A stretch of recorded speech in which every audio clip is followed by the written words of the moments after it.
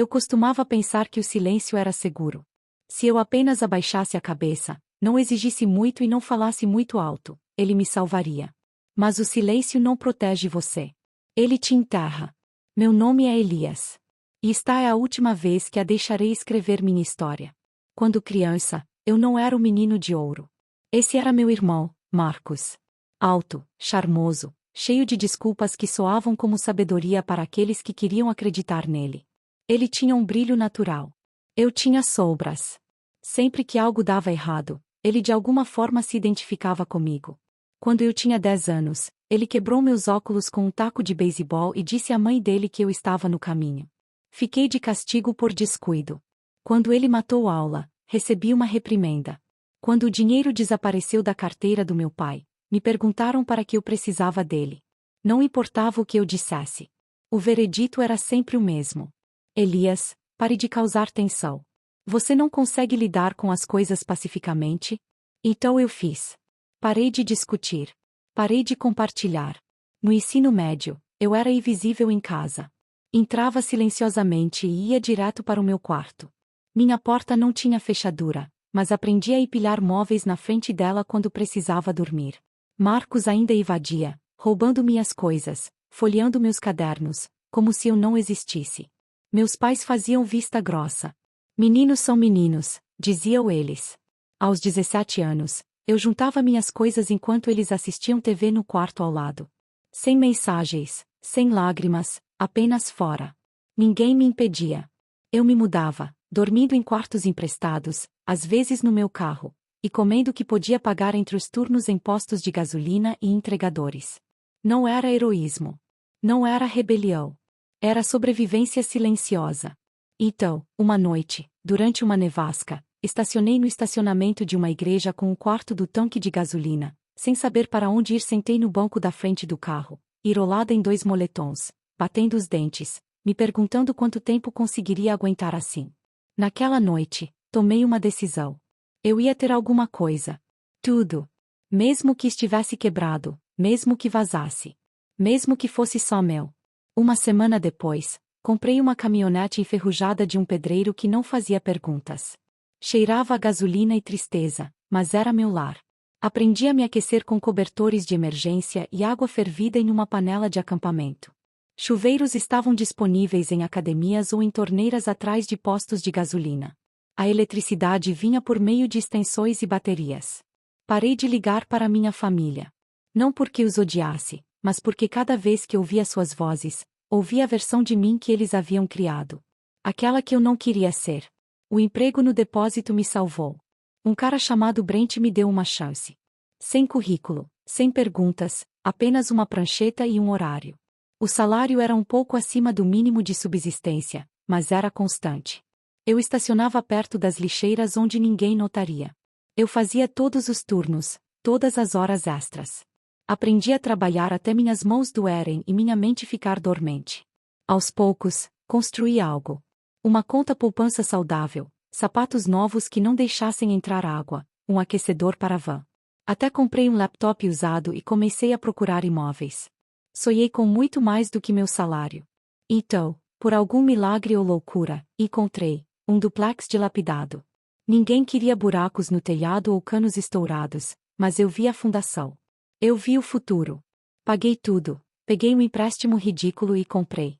Não contei a ninguém. À noite, raspei o mofo das paredes e lixei o piso empenado com uma lanterna. Aprendi a refazer a fiação dos interruptores de luz no YouTube.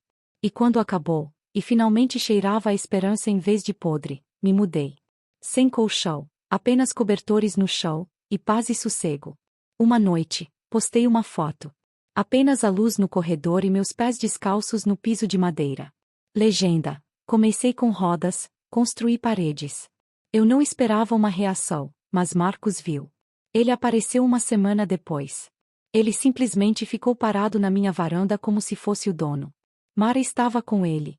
A namorada, a noiva, a esposa. Grávida de novo. Ele olhou em volta como se estivesse procurando um lugar para alugar. Você tem bastante espaço, disse ele, com naturalidade. Isso seria ótimo para nós agora. Pisquei. O quê? Ele sorriu. como se estivéssemos contando uma piada. Você poderia ficar, claro, mas não no quarto principal. Precisaríamos dele para o bebê. Eu ri. Eu não ri há semanas, talvez meses. Então, olhei nos olhos dele e disse: você não vai se mudar. Você não gosta daqui. Ele estremeceu. Vamos lá, cara. Não seja mal. Este apartamento é demais para você. Você tem razão. Eu disse: é demais para alguém como eu, porque eu o construí. Você só quer ficar com ele para você. Ele foi embora, resmungando sobre família, sobre lealdade, sobre minha amargura. Alguns dias depois, voltei para casa e as fechaduras tinham sido trocadas. A chave não servia. O carro deles estava na garagem. Olhei pela janela e os vi desfazendo as malas e se mudando. Eles tinham falsificado um contrato de aluguel e usado meu nome. Nem correspondia à minha assinatura, mas eles estavam lá. Não gritei. Gravei em silêncio. Liguei para a polícia, mostrei os papéis, a escritura, a postagem no Facebook. Eles os escoltaram para fora, envergonhados, quietos, com raiva, e tranquei a porta 2 vezes. Naquela noite, postei o vídeo. Sem legendas, apenas os fatos.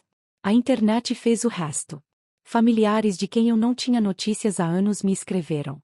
Colegas enviaram apoio. O silêncio que eu antes temia agora ressoava como validação. Então a culpa veio me chamar. Meus pais na varanda, minha mãe com lágrimas nos olhos, meu pai de braços cruzados.